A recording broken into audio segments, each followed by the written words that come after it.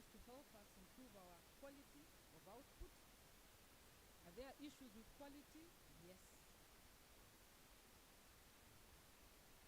I have been in the field, and I have seen the work that is done, and I read the reports, and I have been on the ground. And so there are issues with the quality of our output. And I think we can discuss that freely because we are a family, all dedicated towards justice delivery. So I want us to, those issues are going to come out as we have the discussions over the next few days. But we must approach the discussions that we are going to have with deep reflection of our own practices and with a strategic mind that whatever we learn from this training will indeed translate into an improved output, not just in terms of figures, but also in terms of the quality of the justice that we deliver. As I said earlier, I like to talk with statistics. So, this year, under the case management committee of the judiciary, a case census was carried out. The highest percentage of workload sits at the High Court. My Lord, the resident judge of Mbarara, my Lord, the resident judges of Kabarale, Busheni, and Bunjili, the biggest workload is at the High Court, followed by the Chief Magistrate's courts. And why are the figures important? Because we want to see what the numbers are, and at the end of the day, how many we are able to dispose of. And whether practically, sitting in a courtroom daily, hearing matters, we can deliver the justice that the community expects without embracing ADR. I critically looked at the statistics for Q3. I will not go down to the magistrate's court, but I'll just sample a few. I will not say which ones. But I think it's room for thought. Or which divisions or which circuits I'm referring to in terms of the mediation output. We had some returns show no mediation at all within the quarter. No mediation at all. No results for mediation. And so that is something that sparks our critical thinking. How and why do we have no mediation results for some quarters?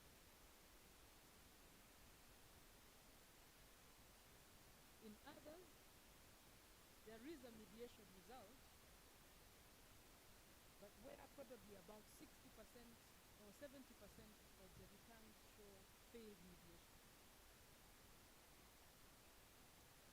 So if we have 30 mediations concluded, 20 failed, could it be that it is the way we are approaching the mediation? Could it be that there is a skilling gap?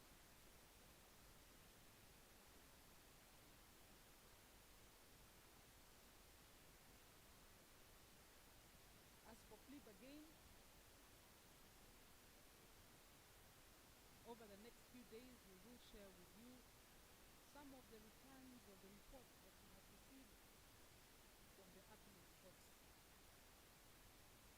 I recall at one time, while I was focal judge for plea bargain, the Deputy Chief Justice Emeritus told me, when you go for training,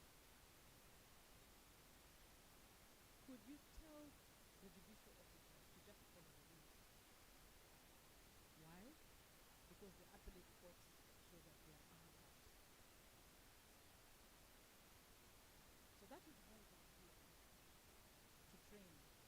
And I like us to be frank.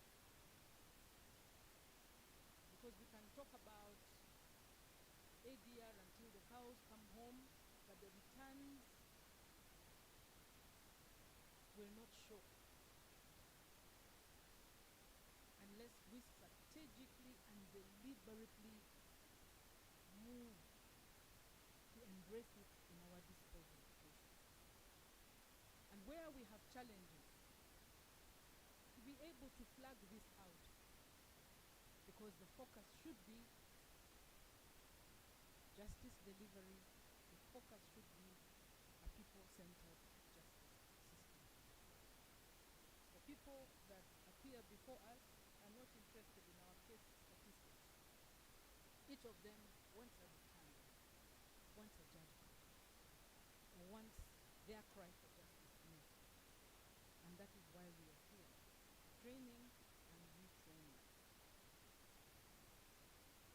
So, the focus that the judiciary management, through the JTI, has picked up is designed to meet the unique challenges and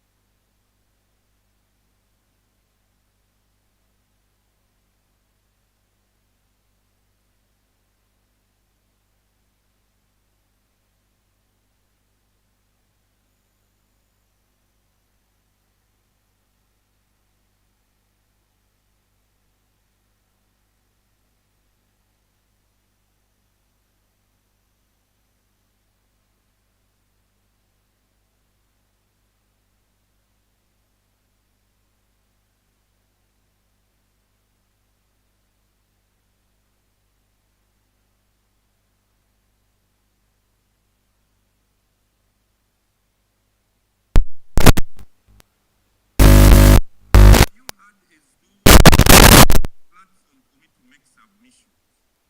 I would not be asking for an adjournment. I would be proceeding in the same way I'm speaking to you this morning. I would be proceeding to submit via a technology platform. So leadership today and its management must innovate to use technology to drive efficiency. And that is some of the things that leaders can do. We don't have to wait for ECMIS. We don't have to wait for the system to be put in place. We can begin with the goal that we are in. Nothing stops us from ascertaining that the technology we want to use is aligned to standards and using it. Meaning that if today I, Francis, wanted an adjournment, and the judge would have told me, no adjournment, if you have, what time is your flight? 1 p.m. But you can submit between 10 and 11 and run to the airport. Can we proceed? That's the kind of leadership we want to see. We want to see leadership that challenges us to use modern tools, to use technology, and in that way, we will be doing effective case management. Let me also speak to culture, the role of a judicial leader, especially the heads of divisions, the heads of units, the head of regions where the courts are. I want to say that you are responsible for establishing an efficient judicial working culture in that court. And I said this because a grade 1 magistrate will align himself to the type of leadership you provide as the head of the. If you are always late, you are always not in station, you are always the one who is delayed in judgment writing, what do you expect a G1 to do? What do you expect a chief magistrate to do? They say that leadership is set at the top. So I challenge our top leaders. If you're head of a division today, let me say this: to whom more is given, more is expected. We expect you to grow in the type of leadership you are providing. We expect you to move from positional leadership to what you call pinnacle leadership. Positional leadership is that leadership that you are given because of the position you occupy. I could be appointed a judge today. I meet the qualifications to be a judge. That I will get that leadership by the of my appointment. I get an instrument of appointment and I become a judge. Does that make me a leader? Friends, no. It gives me access to leadership, which John Maxwell terms as the lowest tier of leadership, the positional leadership. I am your leader because I've been appointed the judge in charge of that division. Does that make me leadership? A leader? No. Leadership is about influence. It's about influencing situations for the good. Leadership of judicial officers is about influencing judicial work towards a desired end. Effective leadership, therefore, in my own view, for a judicial officer is influencing results under your docket to achieve the mission of the institution. That is the judiciary, delivering justice efficiently and effectively.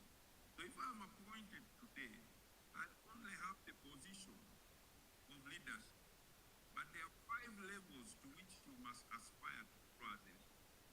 I will jump to the most level, topmost level because of time, speak about pinnacle leadership. Now, for you to become a pinnacle leader, or what they call a level type leader, is when you have stopped respecting you from the level 1 where you are because you have that position. But when people have moved with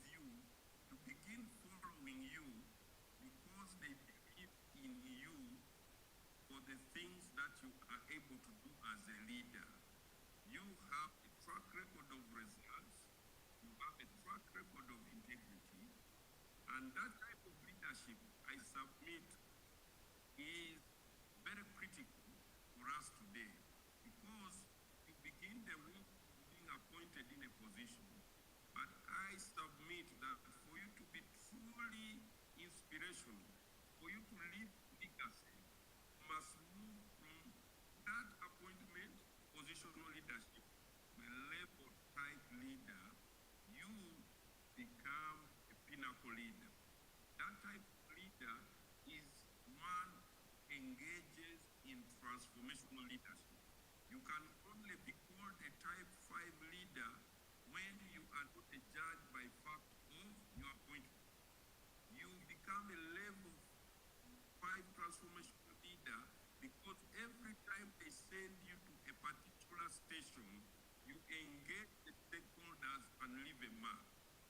There are so many judges who retire and quickly go into oblivion. They don't even have a single case listed in the authorities of the law school. How can you serve in judiciary from G1 to Court of Appeal level and none of your decisions is even discussed in the 4 years of law school? How is that possible? How is that possible? It is possible because you're a positional leader. You refuse to grow as a leader to become a transformational leader. You refuse to use that special appointment to cause justice to be delivered to the citizens of Uganda.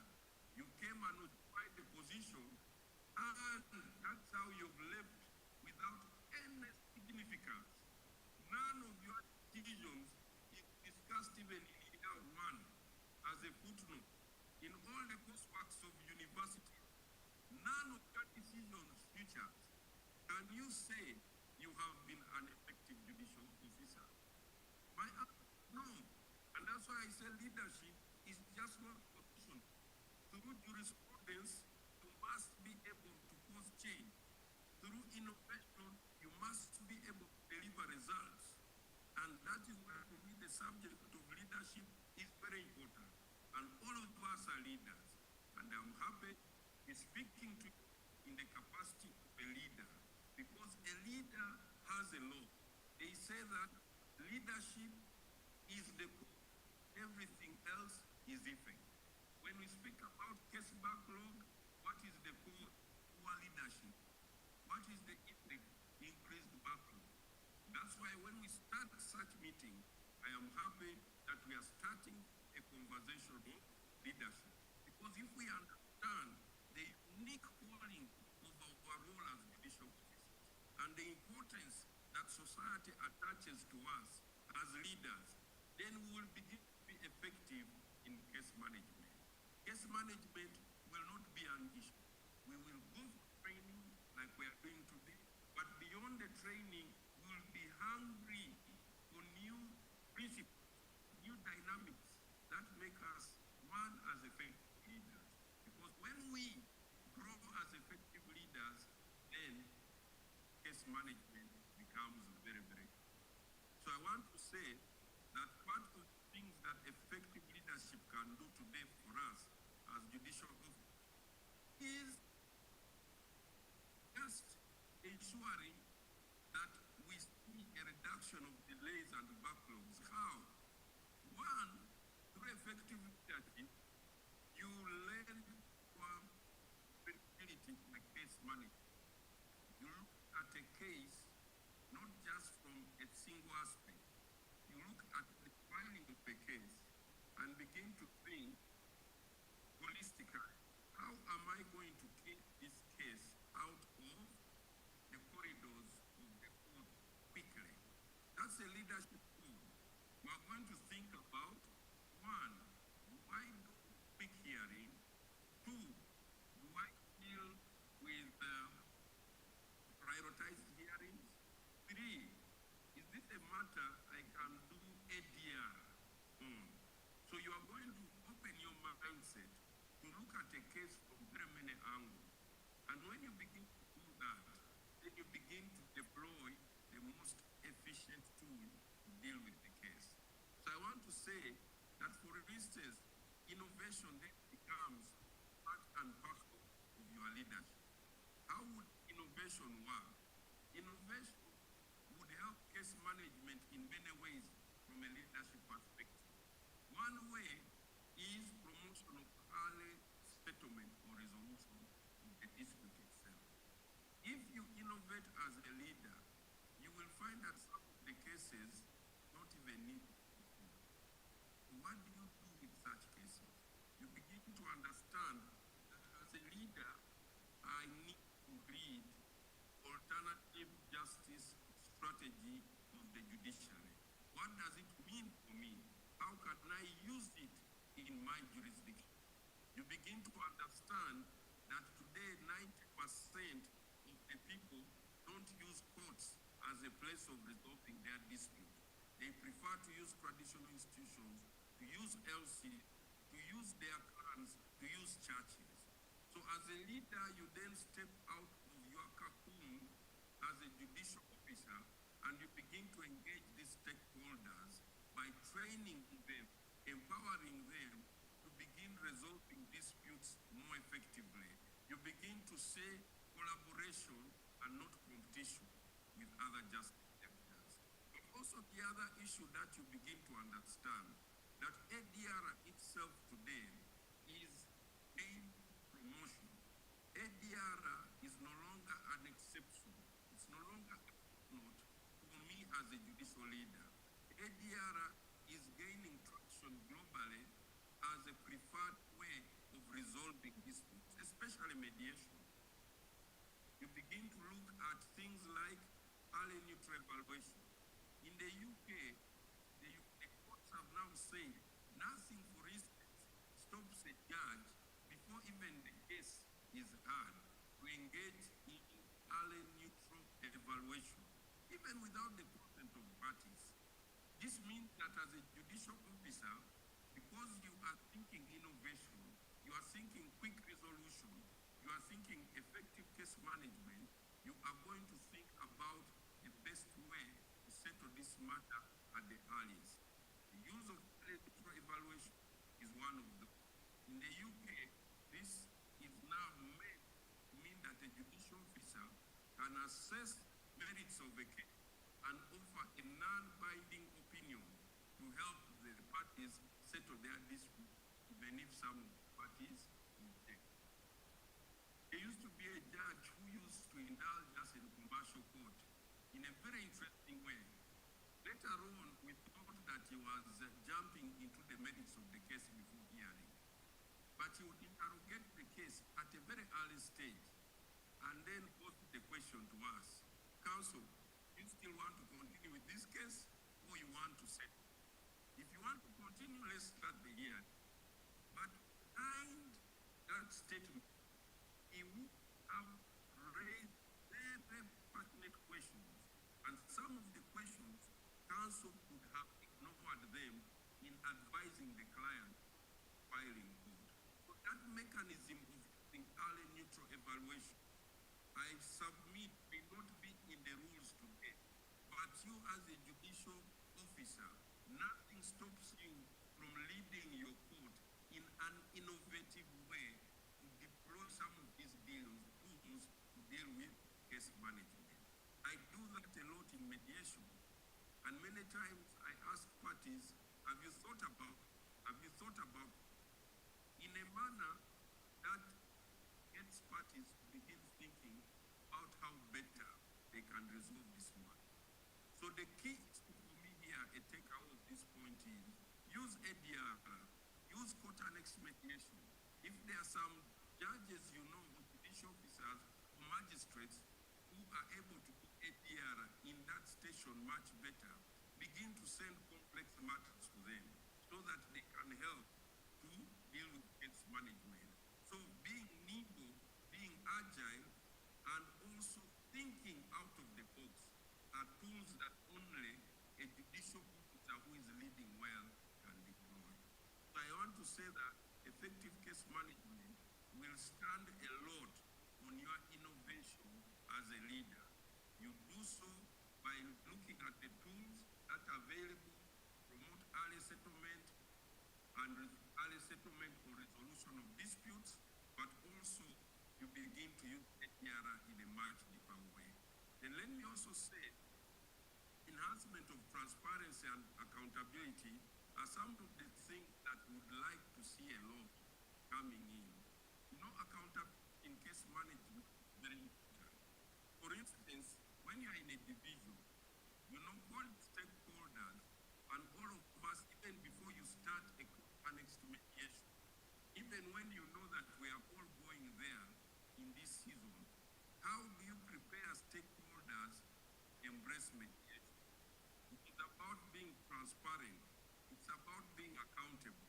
It's about bringing all the leaders in the district, put the RDC there, put the DPC in the room, put the regional state attorney in the room, and share with them the backlog you have. Show them that if we do business the way we are doing, it's not possible that our people will receive justice in time. Then lead them to a conversation of how we can then use mediation and other tools to deal with case backlog.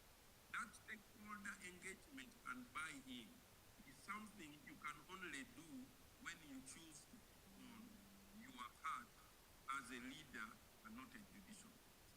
I want to say that think of case management in courts in terms of inviting other stakeholders to be part of the solution by being transparent and accountable. Let me also say that as a leader, you and the registry, I'm speaking about ICON, let's do case scheduling collaboratively. The issue of leaving case settling to one side also contributes to backlog. Can we speak about leadership in terms of effective case scheduling? Can we ask ourselves in that court, what is effective case scheduling? How are we cause listing the matters? How are we dealing with applications? Must a judge today hear applications to do with temporary injunctions? Must you, if you have very limited time and the law empowers the registrars to do that, you have a registrar. If you continue to hear these applications, what about complex cases? So, case scheduling and the collaboration between the registrar's office and the judge are things that we speak of candidly as leaders.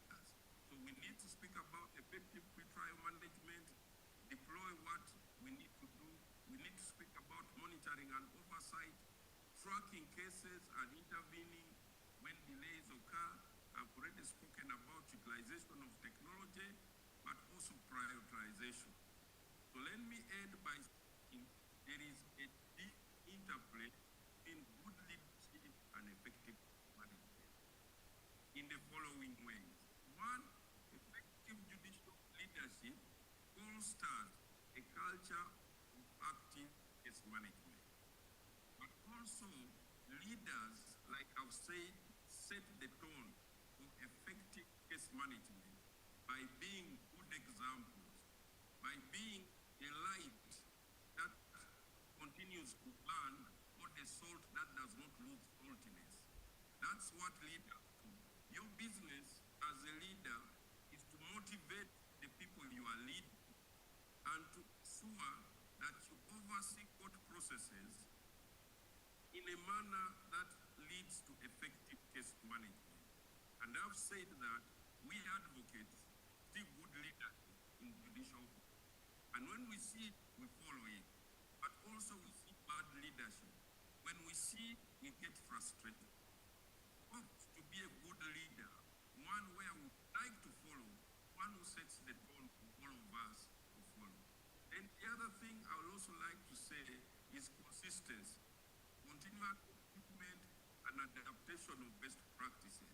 I've given you the example of UK, the early neutral using of the ENC, the use of early neutral evaluation in the UK is becoming a realistic perspective, and that is coming from their attempt, also a realization that they cannot deliver justice to only courts.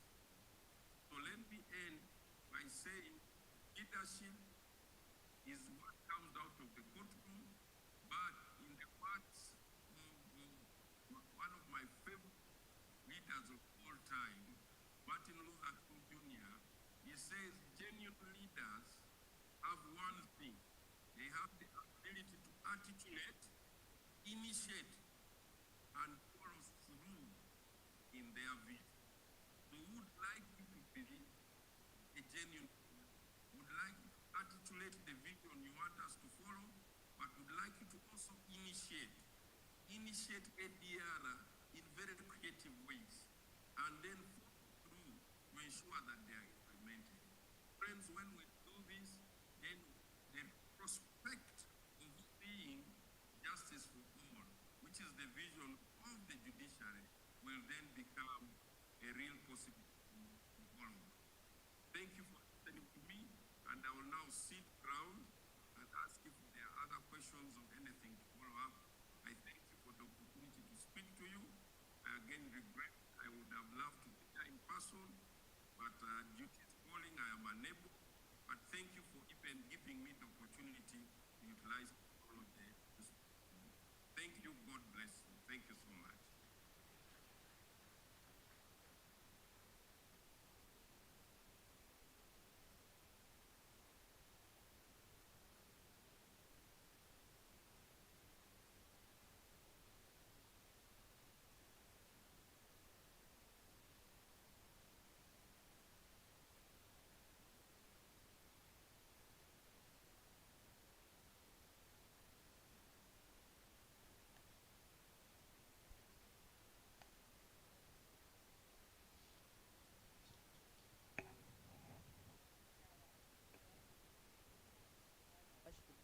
Nasambu Esther, the Chief Magistrate at JTI. You're welcome, my Lord and your worships. My Lord the PJ, I please invite you to share this session. We're going into plenary. Thank you. Thank you, Your Worship. Thank you very much, Senior Counsel Mbarara, for your presentation on leadership. Because Counsel Mbarara explained we will be leaving, I think we will therefore go into the plenary, 10 minutes plenary, and questions, any questions can be addressed and we will answer. So let's hear the questions.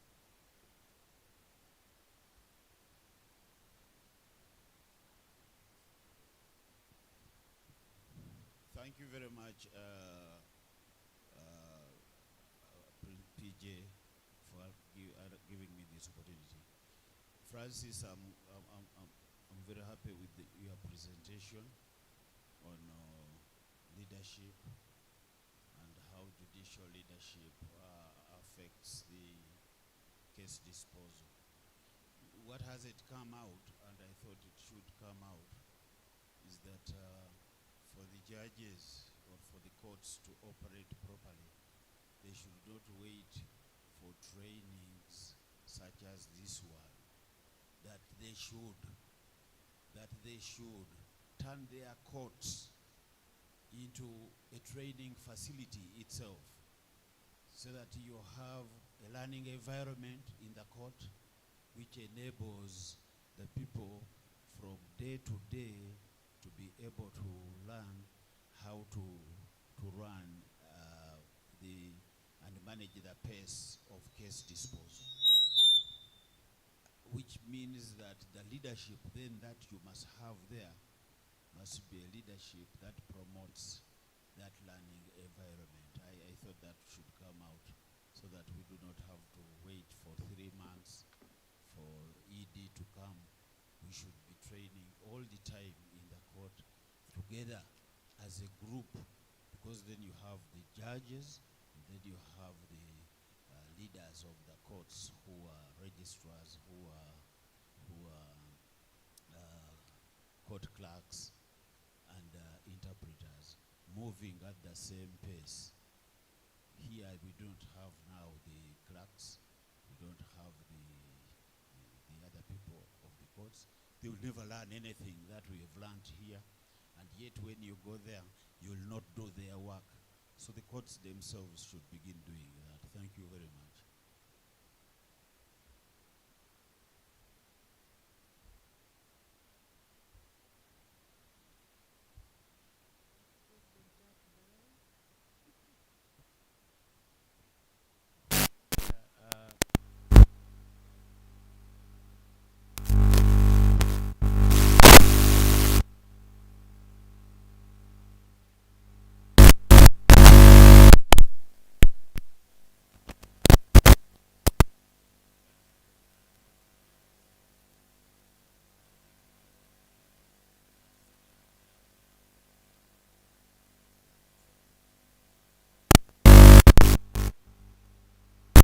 But I also know he was a very senior judge.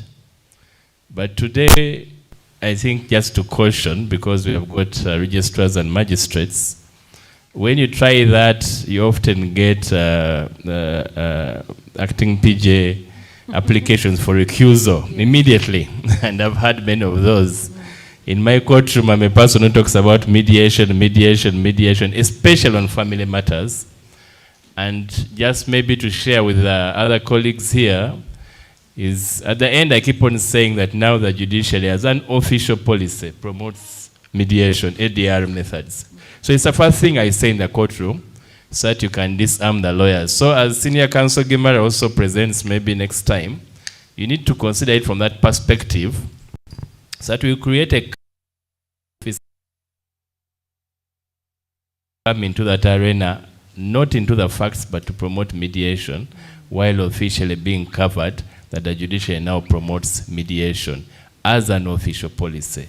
I know I do that a lot, and that is what I do, and I've had a couple of them. Just maybe if a few people where that happened, I called them into chambers. I called the lawyers only, without the emotions of the clients, and we went through it, and they basically withdrew the recusal application. I've had others who have come up with all kinds of weird allegations. I don't even want to get into there. But because people don't want to mediate matters, and when you push for mediation, then it's a problem. So we need to find, I think the faculty, the EDGTI, should help us. We need to find a way of packaging something that will encourage the judicial officers to do that we're telling them to do, while at the same time packaging a narrative that we're giving the public officially, and it would help in terms of protecting them. The second thing I wanted to highlight, my Lord, Acting PJ, we do mediation and we are saying the returns don't reflect mediation. I'm happy. I know I raised it later, but let me raise it now from the beginning. Maybe we shall learn from it. When I mediate a matter which I've done, it ends up judgment. When you of the IT, Senabulia will record it as a consent. So maybe it is time, if we want to really take on this direction, to have a table line that says mediated matter. I mean, it's a consent by mediation. So that we get to know. Because I had the certificates that the people here under my care, under the care of Justice Kaloli, under the care of Justice Kwizera, will be, and all of us will be given certificates for a year based on performance. Now, how do you know that me, the grade 1 magistrate, mediate a matter? How do you know that the chief magistrate successfully did this? We have been having, I think here, a star performer from the chief magistrate, Singilo, is over there, in how he was handling some matters in his place. And maybe later on we should also start seeing some of those people. But how does the JTI get to know some of these things so that we share them as best practices? How do you know that Alan settled matters from the returns I make if it can't be measured? The DCJ keeps on saying if you can't measure something, you can't know how successful it's going. So I think that's another thing that is a challenge that we need to determine from our returns, the way they are made, so that I can say I scheduled this, and that is what I'm to highlight. Thank you so much. Yeah.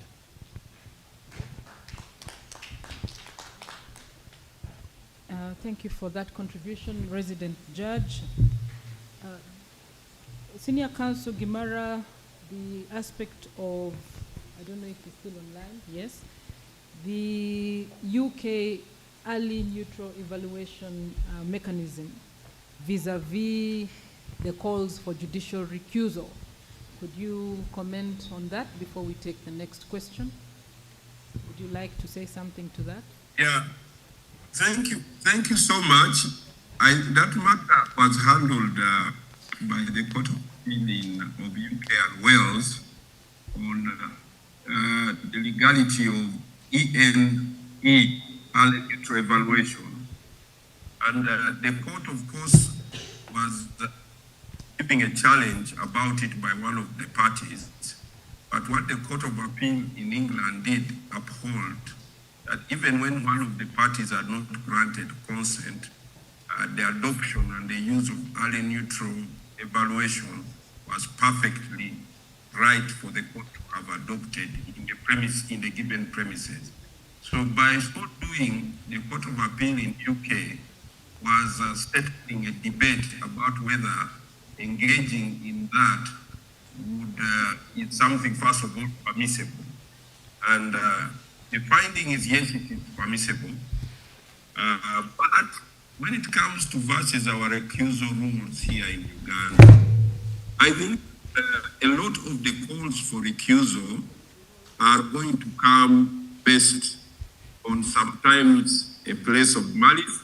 Sometimes, lawyers, we file matters to get temporary reliefs. If we don't get temporary reliefs, then we throw everything to the judicial officer so that we take it to a place where we can get what we have promised our clients. Now, that's why I said that self-leadership becomes very, very important for a judicial officer today. I mean, recusal, a call, is an invitation, and I like how they have been phrased, the rules. It is an invitation for you as a judge to speak to one fact. If I continue to handle this matter, will I be biased or not biased? And depending on that, thankfully, the decision has been left to you. And there is no better thing you can ever do than being true to yourself. If you are doing anything in good faith, then you are going to dismiss that application for recusal in no uncertain terms, because you will be doing so in good faith and in respect to your judicial oath, to discharge justice to everyone without fear, favor, ill will, or disaffection. So in my view, the recusal rules are shaped actually to allow us to be very broad in perspective as far as delivery of justice is concerned. So early neutral evaluation is a leadership issue. If you have a track record, and that's why I say as a judicial officer, be true to the track record that you set. I will hesitate in certain situations, but some situations where a judicial officer has a track record of performance, is acting bona fide, and is managing his court. For instance, Justice Shimye is telling you, look guys, I have 2,000 cases in Mbarara plus, or 8,000. What do you expect me to do with this? This matter of yours is before me, but have you looked at this? Have you looked at that? Have you looked at all these angles?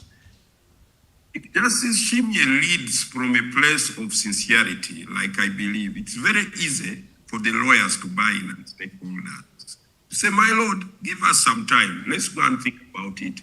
Now that you have raised this issue, we move. You used to use it effectively. Definitely, I agree, had that seniority. But again, what is leadership? It's not about seniority, it's about influence, your ability to be followed. If you're a level type leader where you have grown with your stakeholders and they trust you, they honor you, they respect you, then you will do effective early evaluation.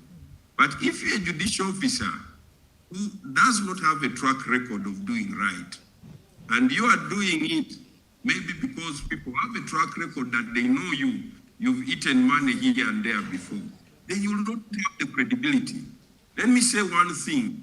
You as an ADR driver, a lot of you will be challenged to be better person. Unlike a judicial role where you are given a case to preside over. And we will come to you because you have been allocated. As a matter of right, I have no option. Instead, if I have anything, I put in an application for recusal. It is very easy to deal with cases if they are brought to you as a judicial officer by fact of your appointment. The difficult thing is when you are now doing court annex mediation. People want you to have the levels of trust to enable them reach a closure that is a win-win. Now, to do that, it is not your judicial calling going to help you. It is your personality. It is your effective self-leadership. It is the things that make you a rebel type leader that will enable parties buy into you first. Simon Sinek, the leadership author, normally says we buy first into the leader before of what they do. First is you. Are we buying into you as an effective mediator? Am I buying into you as an effective leader? If you are, it is very easy for you to deploy these tools across, but also to advise parties. For some of them, it is not even just saying we are going to do ADR. Early neutral evaluation is to tell even parties, look, from what I understand the law as it is, this is not going anywhere. This is not going anywhere, but if you want us to hear it, let's hear it. And we see whether you will convince me further. Maybe ahead, I will understand you. But as I see it now, there is a challenge. Why are you doing that?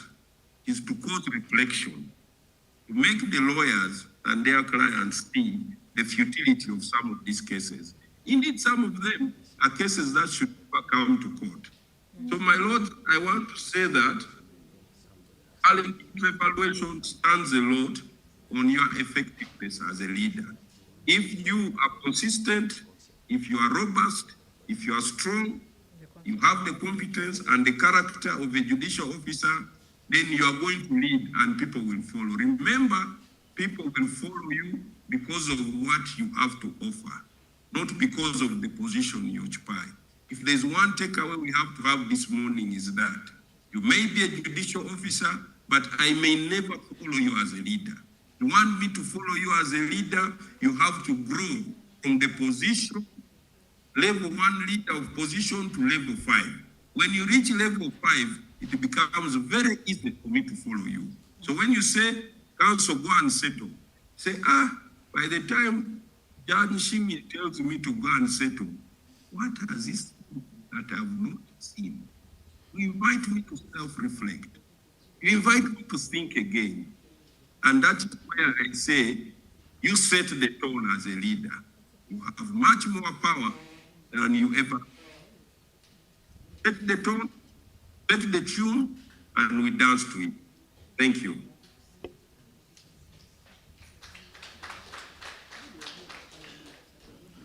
So thank you very much, Senior Counsel Mbarara, for explaining that. I have just had a discussion on the side with the Executive Director of JTI, who has promised to share a write-up on early neutral evaluation so that both the participants here and those online will be able to read and scrutinize this concept and see how best to apply it. In the interest of time, I think we will go to the next presentation. Just to say that the figures are important, and whereas we are going to look at ECMIS, CAS, and having a dedicated column from which we can have the results of any matter settled through ADR, whether in the criminal or civil justice space, please keep the records, because we are interested in them. And beautifully, we are starting a new financial year. And we really are interested in the integrity of the data that we are receiving. And we want to track what we are resolving through mediation. So please keep your records. We are interested in them, and we will look for them for whatever you've settled through ADR. With that, allow me to, yes?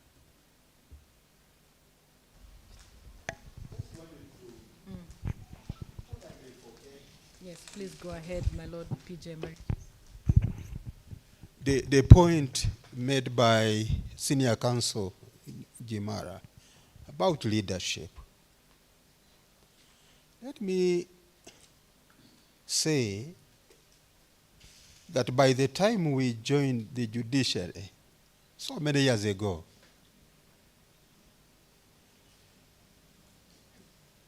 leadership was not a cup of tea for judges.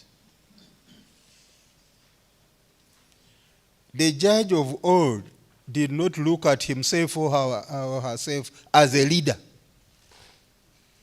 His duty, his obligation was to hear a case, finish it, deliver judgment. Matters of leadership should be for the Chief Justice, Deputy and Principal Judge. I'm happy someone is telling us what we should have started long before: leadership.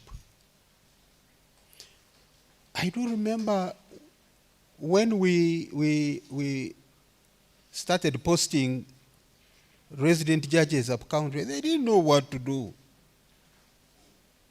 It was the principal judge to manage even the stations from Kampala.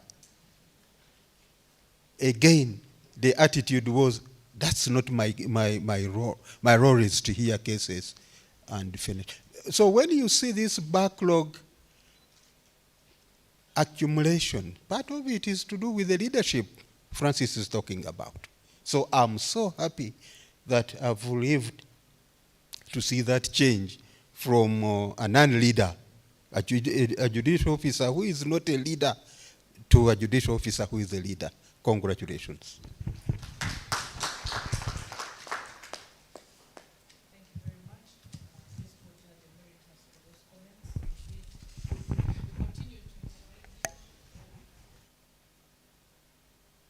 Allow me now to welcome Justice Richard Butera, DCJ Emeritus, to give us his presentation.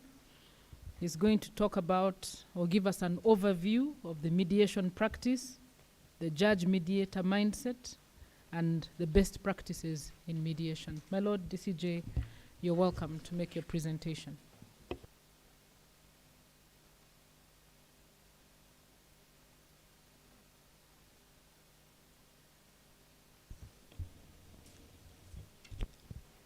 My Lord Acting Principal Judge, allow me to start by saying that protocol has been dealt with properly, and we don't have to go back to that. We are now a class for discussions. And my Lord, probably, let me say what was exciting me this morning. Sitting there looking at this audience, it's a pleasant sight. When Justice Bamwine, Justice Wangutusha and myself were grade 1 magistrates, we had the chief magistrate in Mbarara and the chief magistrate in Fort Portal. Later we got the chief magistrate in Kabari. For this region, then Masindi. And that was all. In each of those stations, you would have a grade 1 magistrate or 2. I think when you were a grade 1 in Mbarara, you were 2. And that's all that we had in the judiciary. Now look at what is here.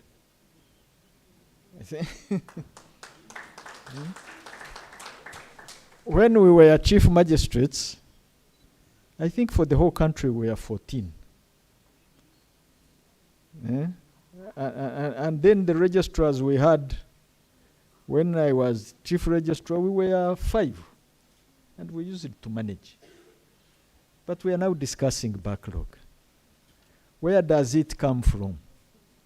I think it relates to what Senior Counsel Mbarara was talking about. When I was appointed DPP, I realized I needed to manage the office. And yet I had never done any management. So what I did was to start doing courses in management from UMI and other management institutions. And I would take 2 weeks, take a course in skills management, take a course in change management, and then all my deputies and assistant DPPs, as you know, did management courses at master's level from UMI. But you can teach yourself management. What my Lord is talking about management by judges, a chief magistrate is a manager. I was telling the resident judge, Kabale, and the registrar, Kabale, this morning at breakfast, that a chief magistrate is a manager, a resident judge is a manager. We discussed this at the table. But do we actually realize our roles? If we did, some of the things we have observed would be less. When we were in a Guru last time at the training, at one of those stations, their data was that they have 9 cases. And those 9 cases are pending. Isn't that interesting? When we went for open court last quarter in Namayengo, I asked the OC CID at Namayengo, how many cases do you register in court? And he says about 7 cases a week. We have a chief magistrate and a magistrate grade 1 at Namayengo. But criminal cases are pending. They have backlog. Now, 7 cases registered at your station per week, and you have backlog. But let's look at our data. My Lord, you talked about data. Should we really be in the numbers we are now very worried about backlog? We can work on that. This training is on mediation. Let's begin there. We are training court-accredited mediators. So the training is specific for mediators that are accredited by court, and therefore the cases they will handle are cases that are actually filed in court. So the court-accredited mediators should be aware of their responsibilities because they are court staff. People file their cases in our courts, and they file those cases under litigation. They expect their cases to be resolved, therefore, in accordance with the law. Mediations are going on all over the country. Alternative dispute resolution is going on all over the country. Because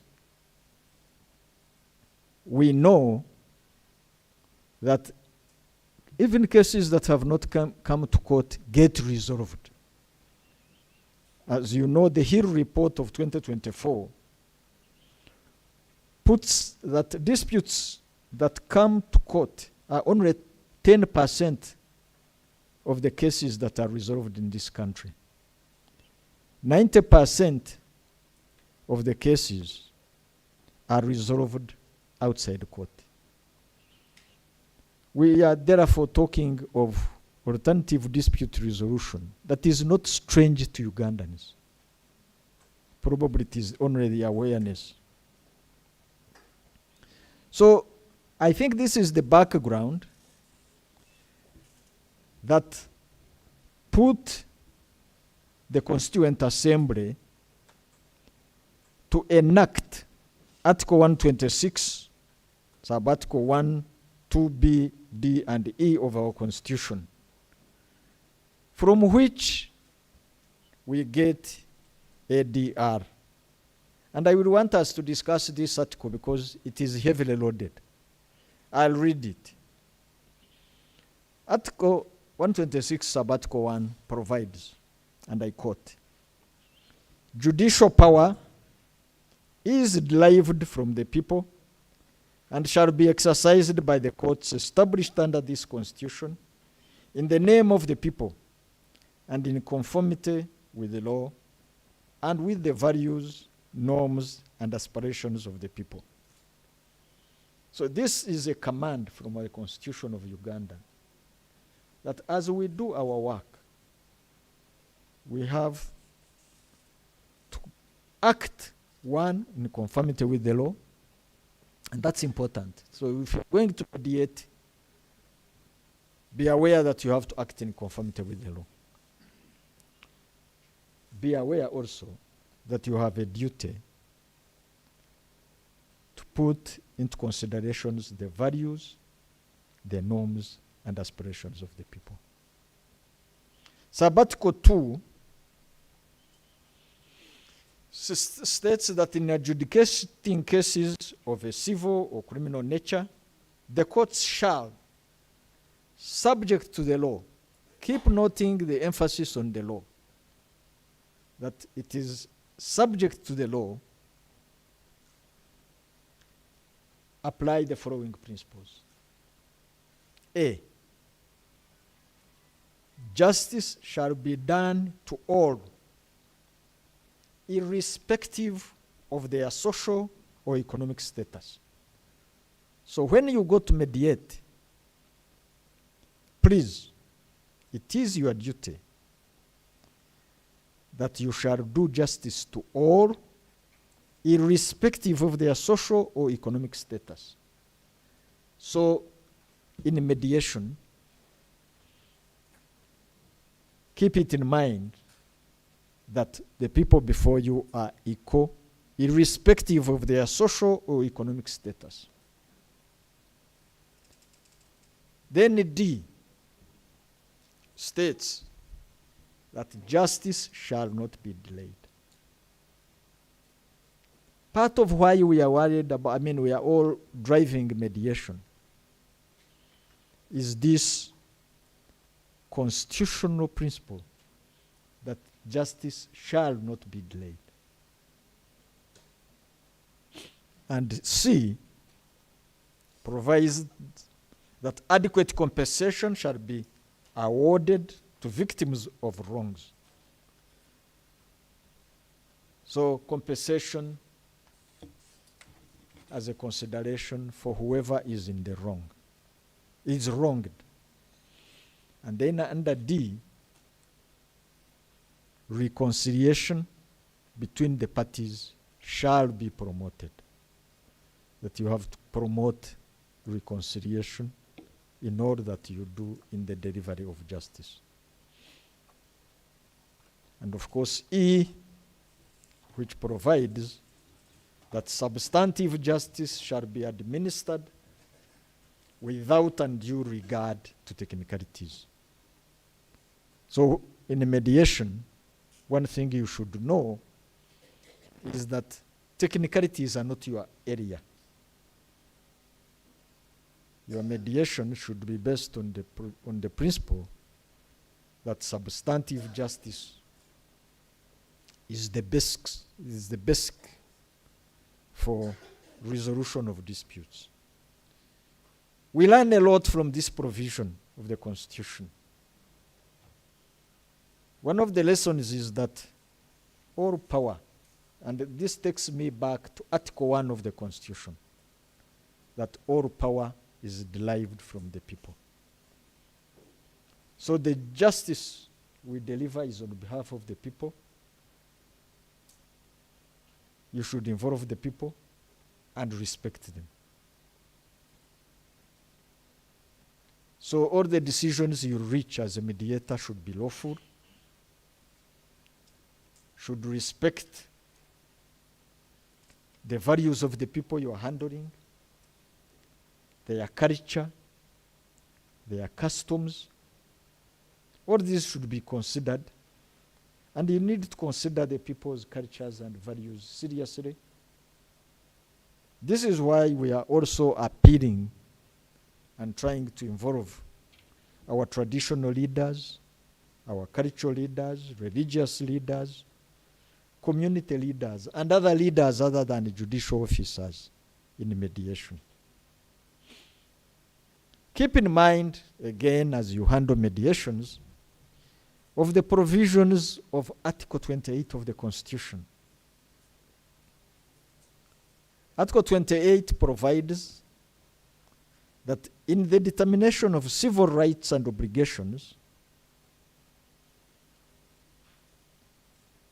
or any criminal charge, a person shall be entitled to a fair, speedy public hearing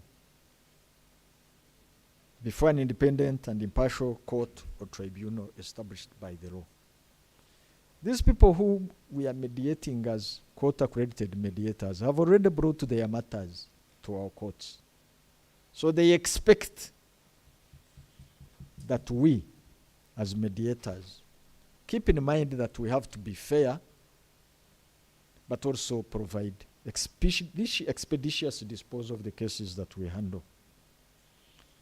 These are important provisions of the Constitution that should keep very close to you.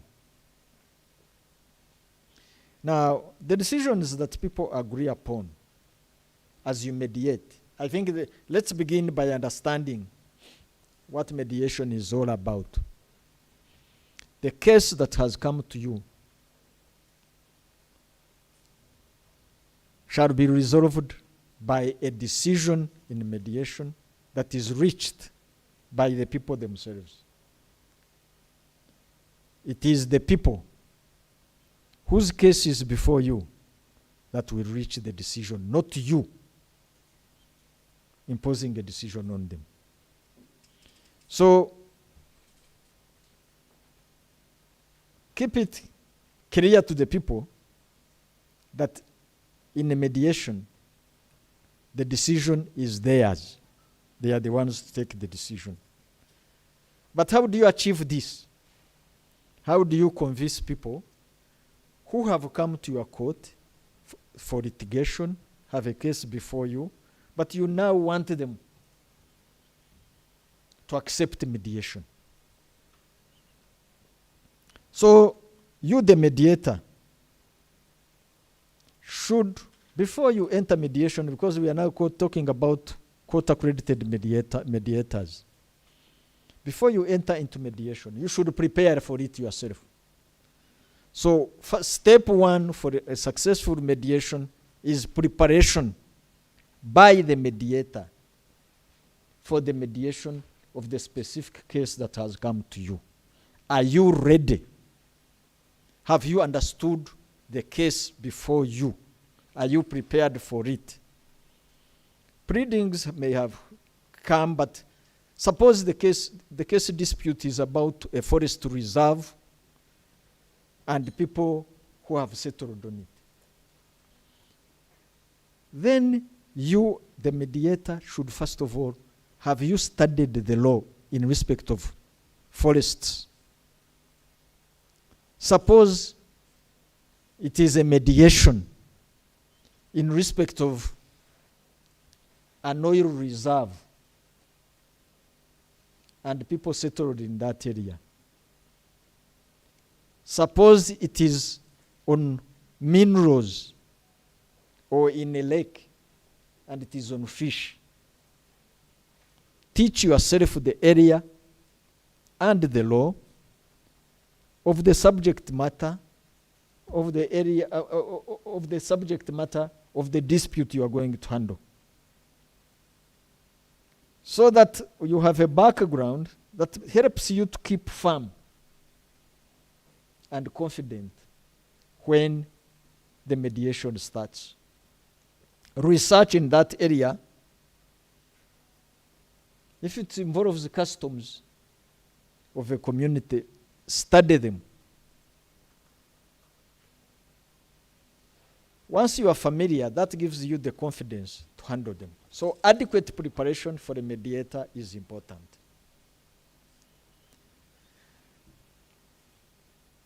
Then the next area to prepare is, how do you start this mediation?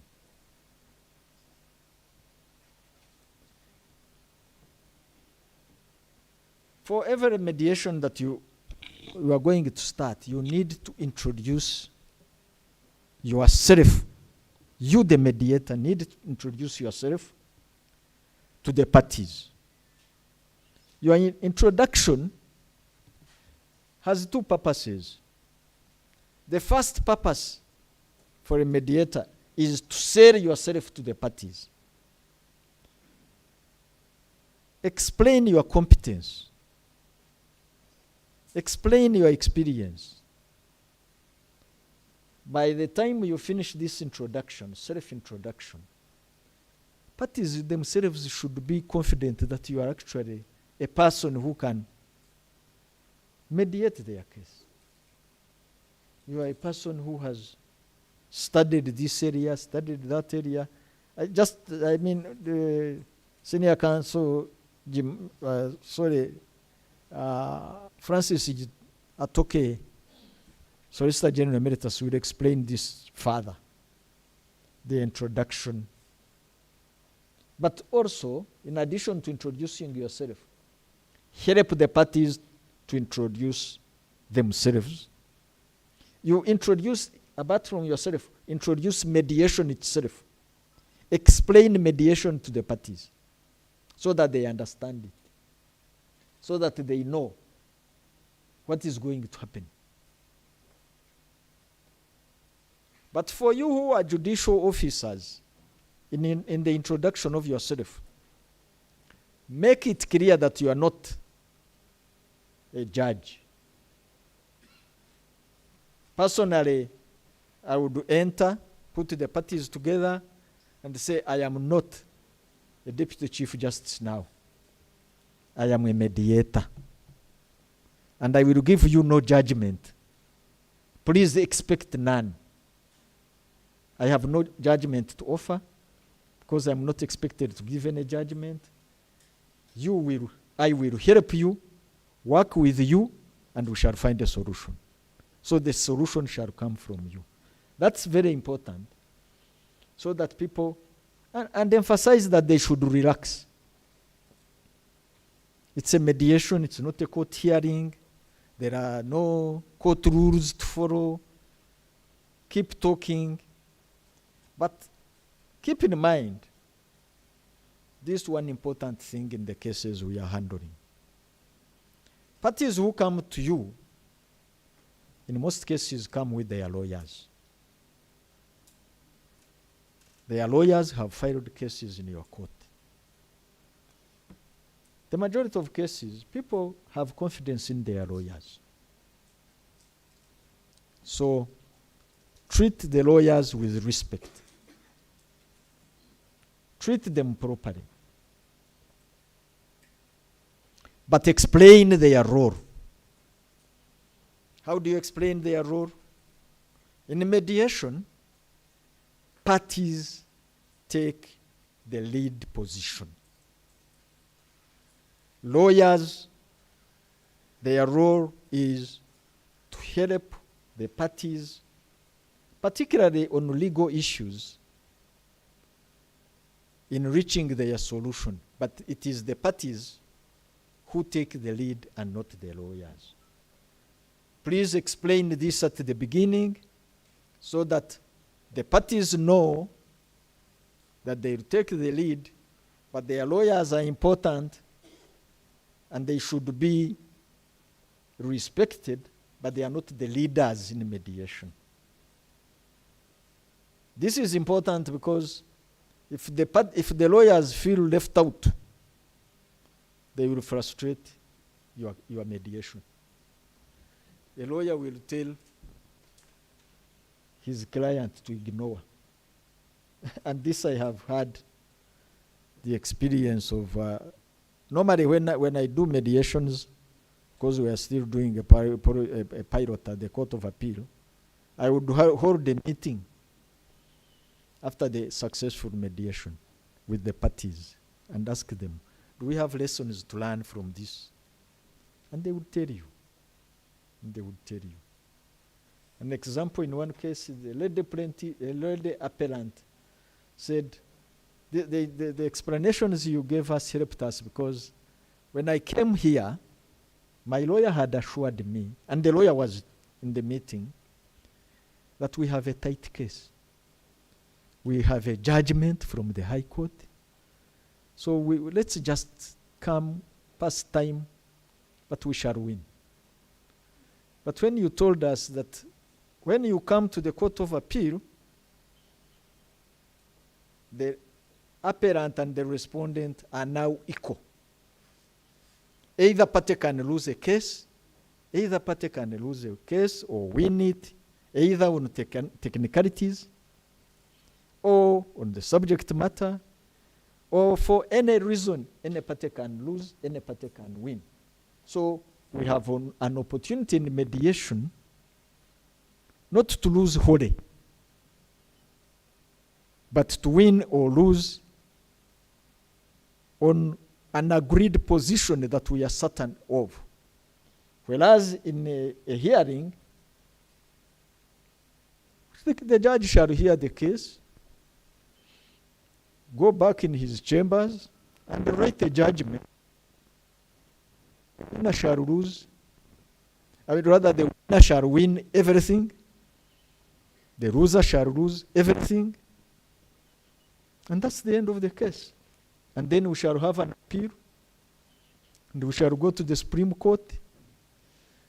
The hearing at the Court of Appeal is unpredictable, so shall the appeal in the Supreme Court.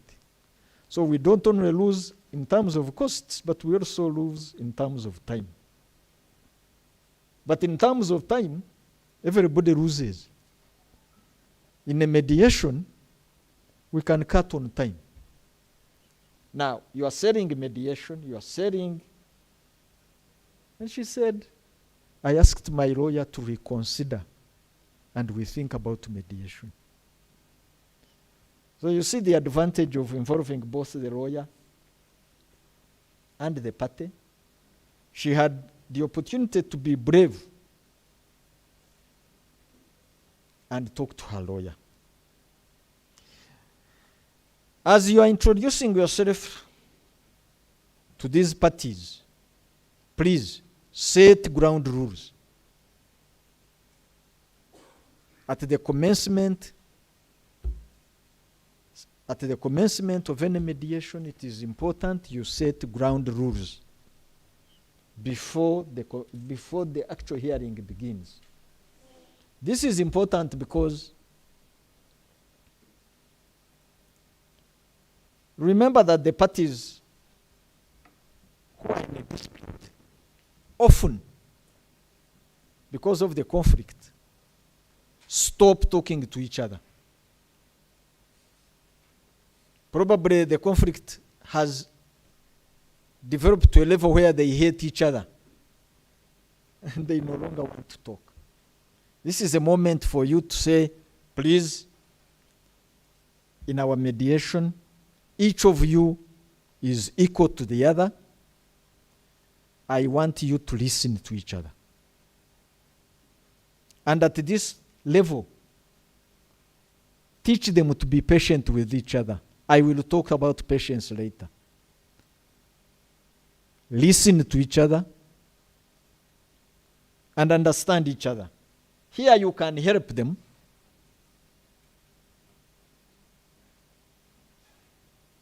That apart from just listening, take the opportunity to learn yourself, you the mediator. Take the opportunity to learn the case and learn the parties as well. What is behind this case? As the person talks, do you understand him? What actually is the main interest here? Learn the mediator. Once the case begins, learn the interest of each party in a mediation. What is the main interest of this person? What most annoys him or most interests him, resolution of which would settle the dispute. And here I'll give examples. We have handled in our mediations a number of cases of people, bankers, who have been dismissed from their jobs. And they have come from the industrial court and have appealed to the Court of Appeal from the industrial court. When you listen to this individual, and then we have had another case of a top executive in a public corporation who had also lost his job. And the matter had too been determined by the industrial court and came to the Court of Appeal. Oh no. Court of Appeal. And when it came for mediation, and I had listened to these two categories of people who have lost their jobs. You start to listen to them and you pick the interest that is driving the case. Fine, they are looking for compensation. But you get the idea that the main matter that hurts them is the defamation and the fact that they will get no job unless that is resolved. So the most important thing you get is they are actually looking for an apology, probably much more than the money. And once you get that on and prepare to resolve it and find an apology, an appropriate apology, then you can negotiate the compensation element. But if you don't, because he is still looking for another job, but he also felt hurt and he wants that apology. So here, pick the main issues, but also now list the issues that you want to resolve. What are the issues in this case? You as a mediator, you are the one to identify the issues. Then give them priorities. Which are the main cases that have? How can these people be resolved? Their issue be resolved? What are they interested in? And once you identify those, it will be easy for you to help the parties resolve their case. Because remember, in a case of that nature, people are annoyed. They no longer actually remember the issues. They remember their anger. They remember their frustration. And if you ask them to talk, they are willing to tell you everything. All of it in a rush. So, finding issues and then give them priority and take them issue by issue. Apart from taking issue by issue, try to resolve those issues one by one. Because you may achieve resolution of all the issues, or at least some of them. So take on each issue and help them resolve it one by one. Now, for each issue resolved, that's a take home. Then when you have resolved all issues, please make sure you get the agreement recorded, signed by all the parties. And that should be done as quickly as possible. If you start the mediation and then you end it before lunch, my advice is don't go for lunch until you have signed it.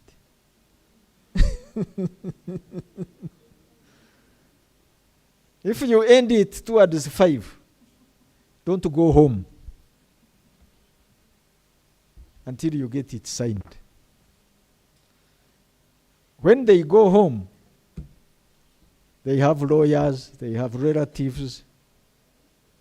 Some people will pass through a bar, and then there is a conversation, and then someone will be reminded, you are not a man. Me, if I was the one, I would not accept that.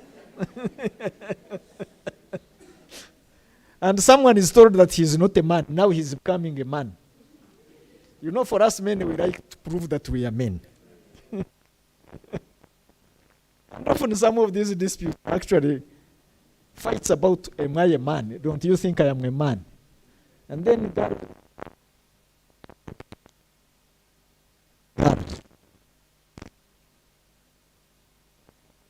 they want to prove. These fights are about those issues. They are questions of ego and all that. Now let's look at what do you have when you are handling the mediation. What is your intention as a mediator? What do you intend to achieve? This should be clear to you.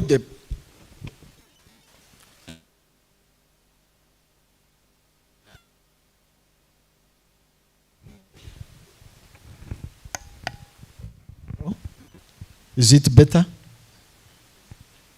Hello? Hello? Yes. That you have a purpose. And this purpose should be clear to the parties. That your purpose is resolution of the assisting parties to resolve their dispute.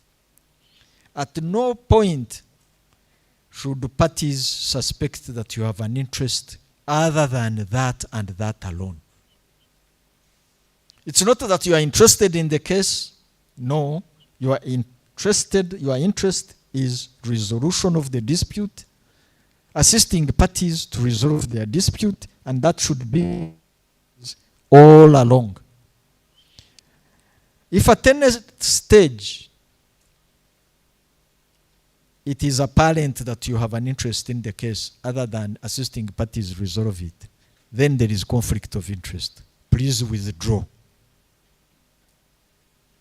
If, as you mediate, you discover that one of the parties is your relative or a cousin of your wife,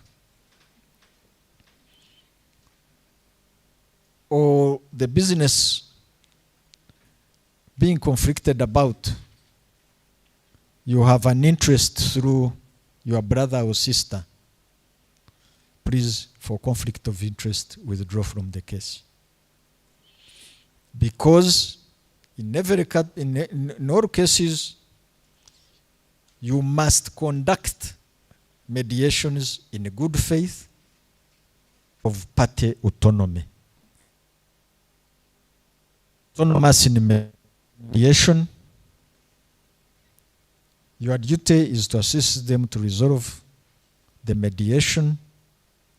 The case is theirs.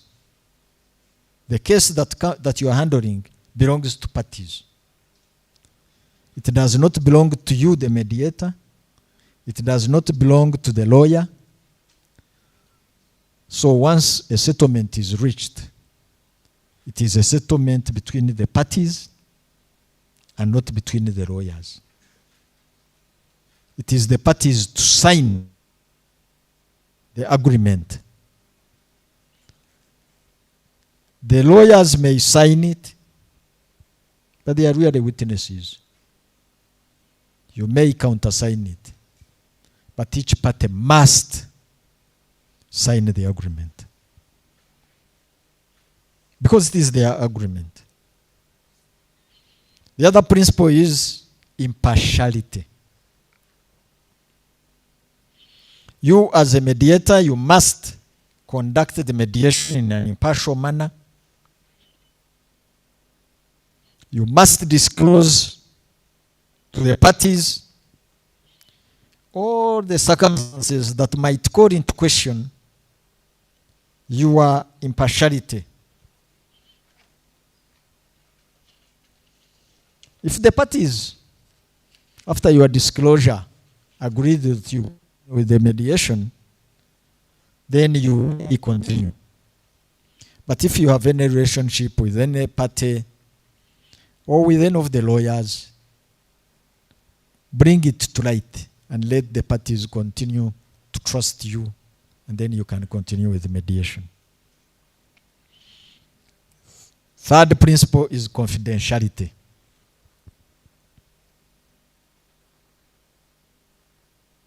mediation, often because they prefer mediation to litigation, because mediation is principally confidential, whereas litigation is in a public court, and whatever is in open court is open to the public. But mediation, and that attracts parties. If you are dealing with a family matter, it's a dispute between a wife and a husband, and they are fighting for divorce. Some of the causes of that divorce are bad bedroom manners. Do you want to be disclosed to everybody? So keep the parties assured that the benefit of mediation is confidentiality.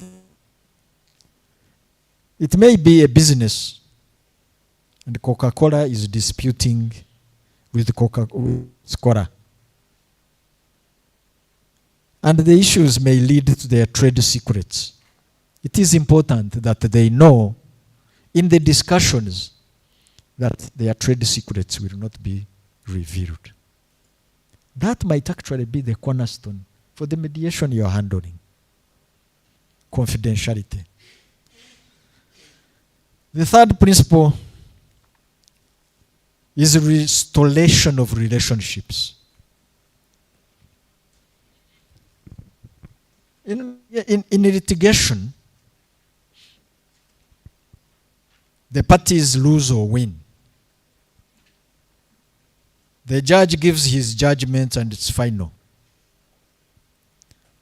But in mediation, the overriding principle is that we restore of the disputing parties.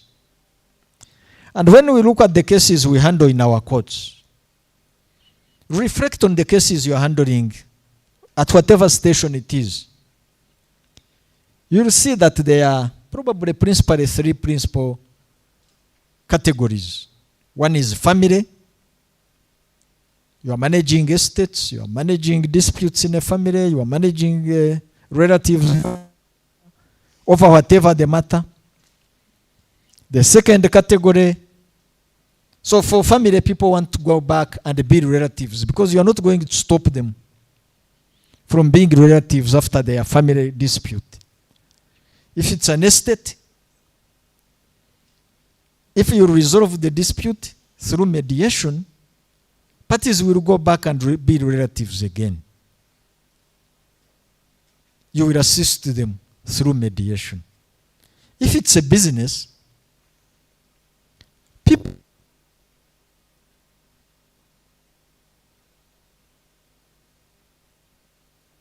want to do their businesses again.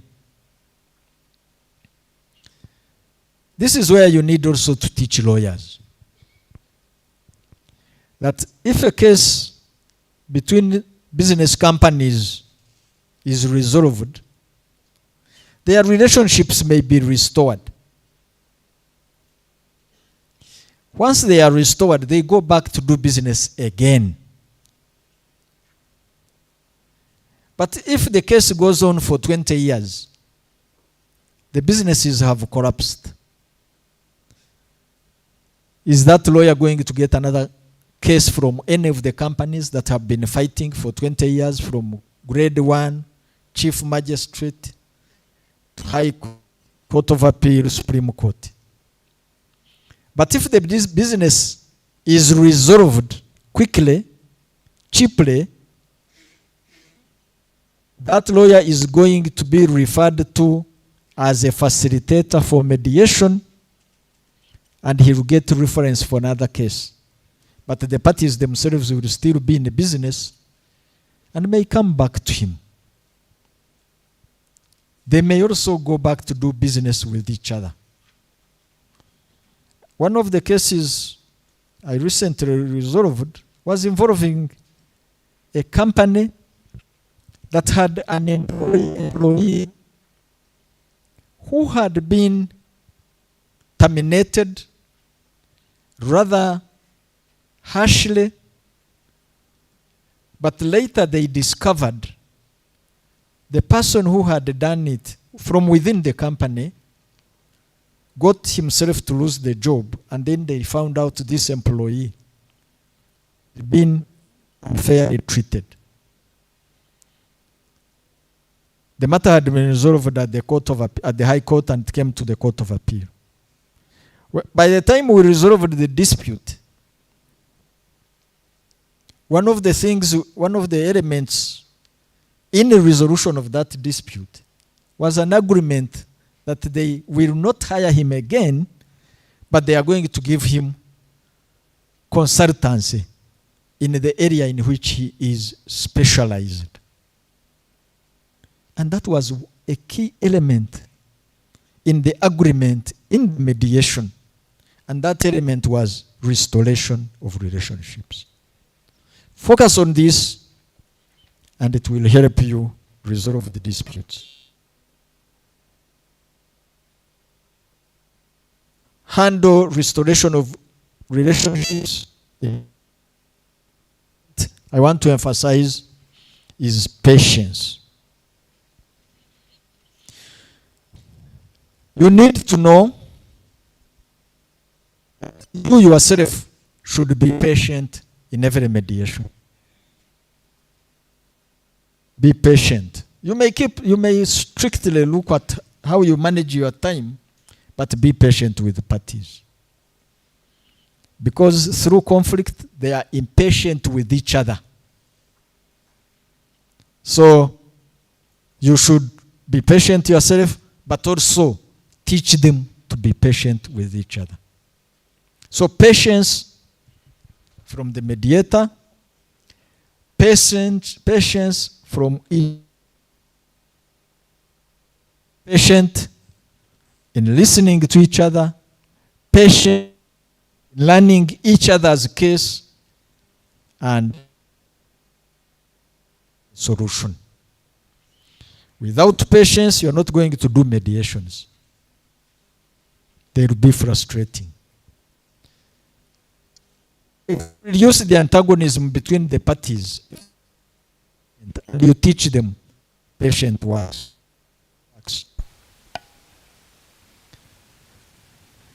The other one we need to handle is involvement of all parties. Litigants, lawyers, administrators, involve everybody that can give help in the mediation. Often the cases involve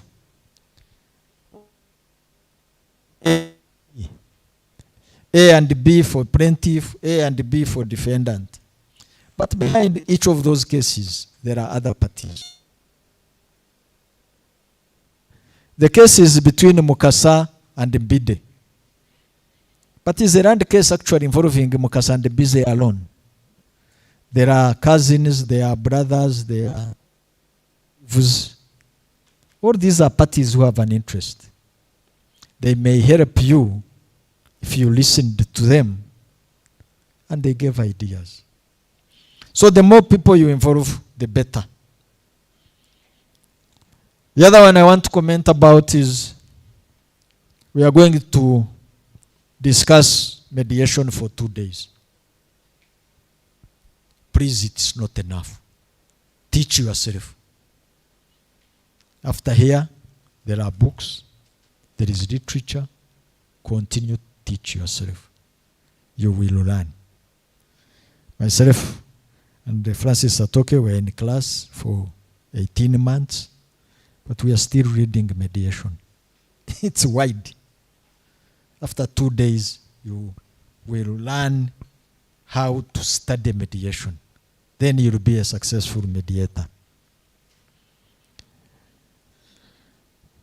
Now, how can we make our courts promote mediation? From what we have, the experiences we have had, our courts and mediation is promotion of mediation by judicial officers. You need to promote. The public knows about it. The litigants know about it, accept it, and then they will apply it. But you yourself, for your specific court, what is your program for mediation? Do you have a program? Do you know the cases you have? And which ones can go for mediation? Then, what is... Do you do mediations on Thursday? Do you do mediations every fortnight? A week? At the end of the month? These are your own programs. The principal judge is not going to come. You do this. In Mbarara, this is your program. You in Kisoro, no. You are going to have a program yourself. Do you have a program? For that program, do you hold meetings with your mediators? Or as a court, do you have a program as to how you handle your mediation? The summoning of parties for mediation. It's a big problem. Summoning of parties for mediation. And I think one thing that is lacking on our files is contacts for parties on our court files. We often have contacts for lawyers, but we don't have contacts for parties. We have contacts for lawyers, and the lawyers have been writing those contacts, but not for lawyers, not for parties. We should have a system of contacting parties directly when they have lost contact with their lawyers. You'll manage your cases when you know them. How old are your cases? What type of cases are they? Let's get cases out of registrars. I think when we were having the last census we had, I visited the Anti-Corruption Division, Family Division, International Crimes Division, and later Mbarara. I really want to... The improvement was great. They did a lot of work. I think I was... And they had been in Ntungamo, they had been in Bushenyi, they were preparing to go to Isinjiro and do their own mediations, rather their own census. But after doing this, what program have we set after the census we want to achieve as courts? My Lord PJ talked about data management. I talked about what I saw in Namayengo, what we saw in, I think it was Dokoro. I think if we focus at each station as we are staffed now, and everybody applies mediation, surely we should have no backlog. But how will you be assessed when you don't know your data, when data is still work by clerks? I think it is your responsibility as a judicial officer to ensure that your data is entered properly. My Lord, I think you should give opportunity to the registrar mediation, because the question that just Nshimye asked, I had asked them, and she had assured me now that data can be entered separately and specifically for me. So I think let the registrar answer that. because it remains. So we are not. I request to stop here because everybody wants tea. Thank you very much.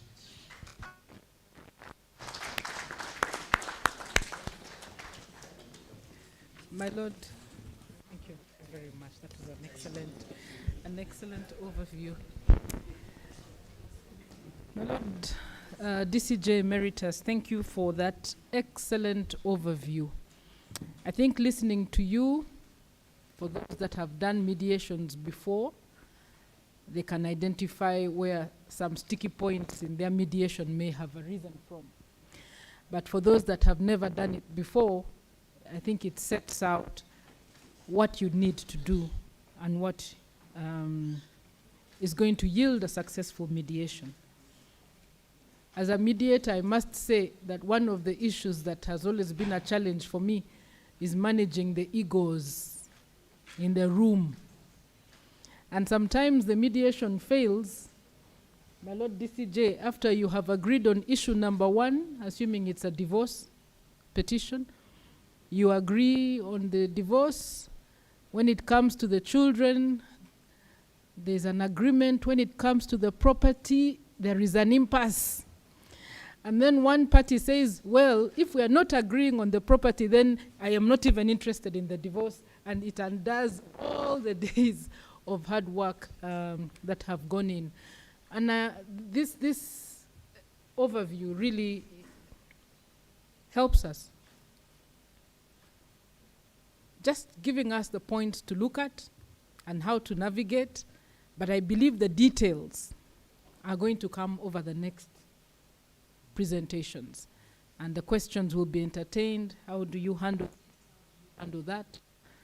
The opportunity to discuss that with the excellent faculty is going to arise. So we will not take questions for that matter.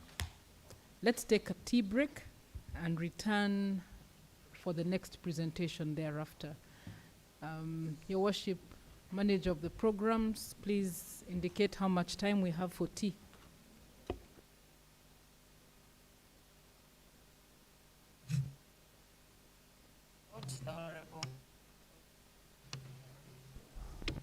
I thank you so much, my Honorable Principal Judge, and I thank the DCJ Emeritus for taking us through that session. My Lords, we are very humbled and grateful. My Lord PJ, I request that we please take a group photo as we go for break tea, with your permission, my Lord. And then also we shall have a break tea for 30 minutes and be back here at midday, my Lords and your Worships. Thank you. I request the communications team to lead us to the venue for the group photos, my Lord.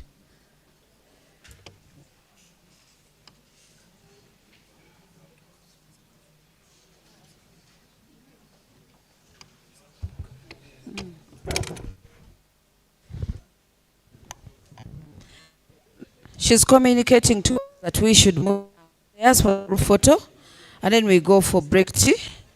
We'll be back here by 12:30.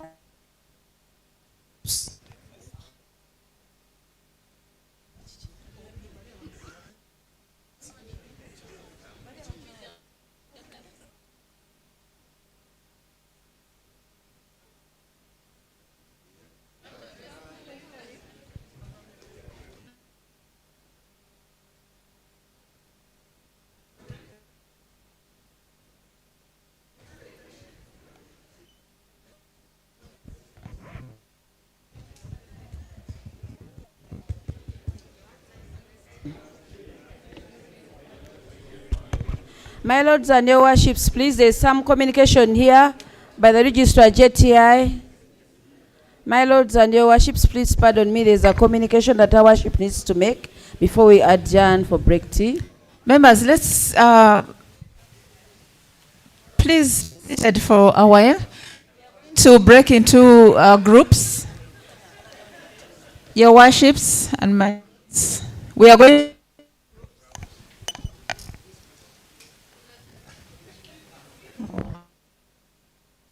We are going to have groups. Registrars, you are 4. We are going to break ourselves into 4 groups. So you're going to pick tea. We shall have 3 groups in the room opposite, and we are going to have 1 group here. It's going to be a working team. Each group is going to have 12 participants. So your worships registrars, when till you move to the opposite room.